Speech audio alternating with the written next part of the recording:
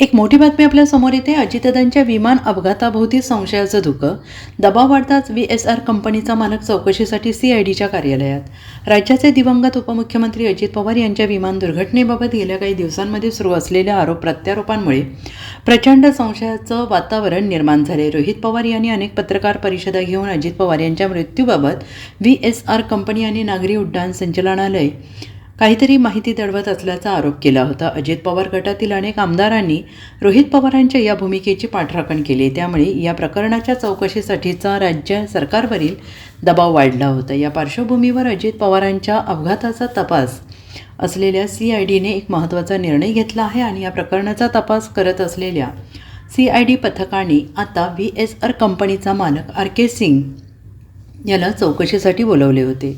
त्यानुसार RK सिंग गुरुवारी पुण्यातील CID कार्यालयात चौकशीसाठी पोहोचले आहेत। या चौकशीत CIDच्या अधिकाऱ्यांकडून RK सिंग यांना रोहित पवार यांनी केलेल्या आरोपांच्या अनुषंगाने प्रश्न विचारले जाण्याची शक्यता आहे।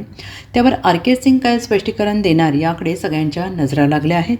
अजित पवार यांचा विमान अपघातामध्ये मृत्यू झाल्यानंतर RK सिंह यांनी आपल्या कंपनीच्या विमानात कोणताही तांत्रिक बिघाड असल्याचा दावा फेटाळून लावला। यावेळी एकदाच प्रसारमाध्यमांसमोर आलेल्या RK सिंह यांनी हे प्रकरण तापल्यानंतर या सगळ्याबाबत चकार शब्दही काढला नव्हता। VSR कंपनी आणि केंद्रीय उड्डाण मंत्री राममोहन नायडू यांच्यावर रोहित पवार यांनी अनेक गंभीर आरोप केले। अजित पवार यांच्या विमानाचा वैमानिक ऐनवेळी बदलण्यात आला। या विमानामध्ये गरजेपेक्षा जास्त इंधनाचा साठा करून ठेवण्यात आला आणि एवढंच नव्हे तर वैमानिक सुमित कपूर यांनी मुद्दाम विमान जमिनीवर आदळून स्फोट घडवून आणला असे आरोप रोहित पवार यांनी केले।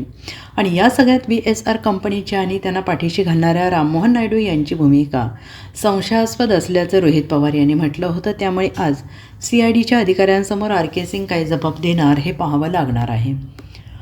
Bureau report SBN Marathi, Mumbai.